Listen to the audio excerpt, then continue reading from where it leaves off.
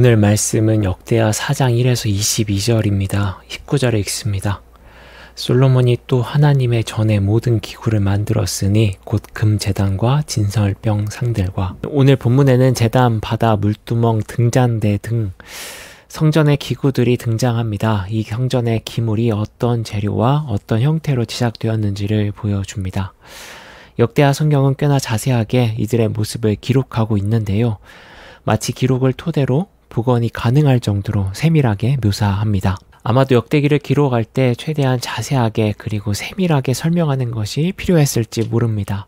사진이나 영상 기술이 없었던 시대이기에 과거의 모습을 기억하고 재현하고 그리고 남기기 위한 방법은 문자 기록이 유일했을 것이고, 따라서 역대기는 하나하나 남김없이 기록하려고 했을지도 모릅니다. 그러나 역대기가 자세하게 적어놓은 성전의 기물 묘사는 성전의 모습을 보지 못했던 우리의 시대, 또한 조형 양식과 문화가 상당히 많이 바뀐 지금의 시대에 이해하기 어렵습니다. 문맥적으로 어려운 문장은 없지만 현재 쓰지 않는 규빗, 밭 등의 단위가 등장해서 몇 번을 읽어도 머릿속 이미지로 그려내기 쉽지 않습니다. 그래서 저는 보통 이런 구절이 등장하면 관련 그림을 찾아봅니다. 인터넷을 통해 솔로몬의 성전 이미지를 찾아보고 성경에 묘사한 부분을 검색한 이미지와 대조시키며 성경을 읽습니다. 그렇게 읽으면 오늘 본문에 묘사한 기구들이 복원되었을 때 얼마나 아름다운 조형물이 되는지 알 수 있습니다.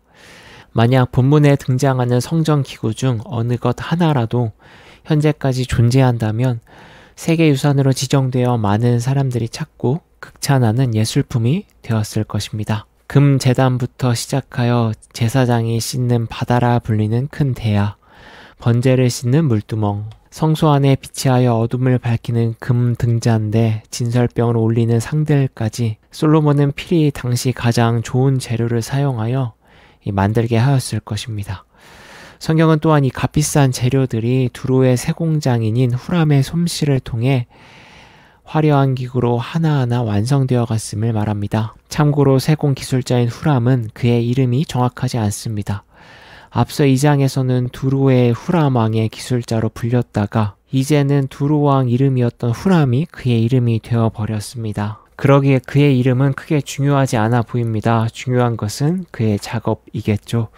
아무튼 역대기는 성전 기구의 빼어난 아름다움을 기록하며 솔로몬 성전이 얼마나 정성스레 그리고 화려하게 건축되고 제작되었는지 말합니다.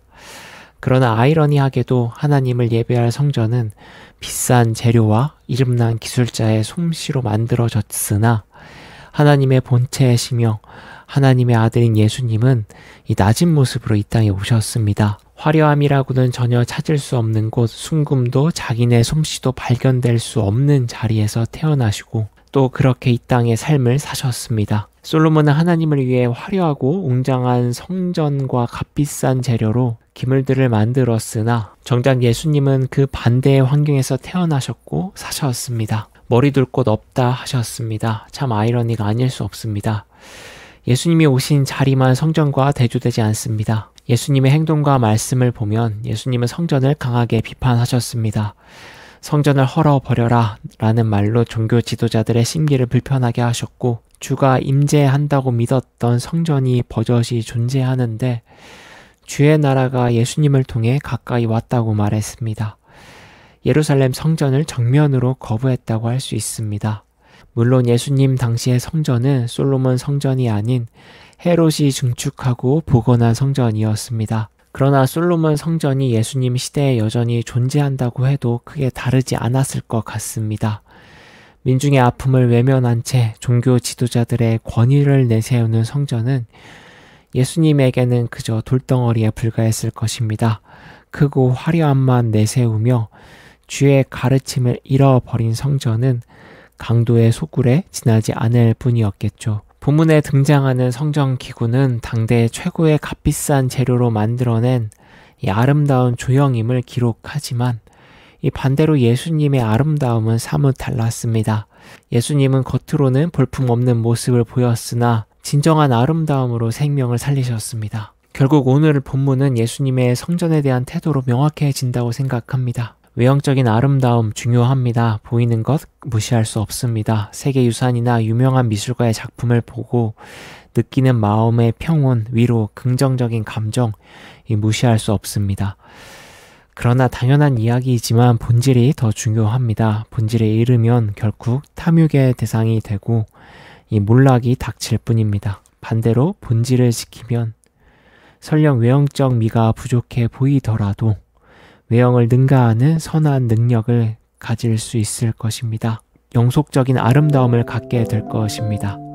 예수님이 그랬던 것처럼 말이죠. 예수님이 보이신 결코 사라지지도 훼손되지도 변질되지도 않을 아름다움을 우리가 사모하고 또 쫓기를 바랍니다.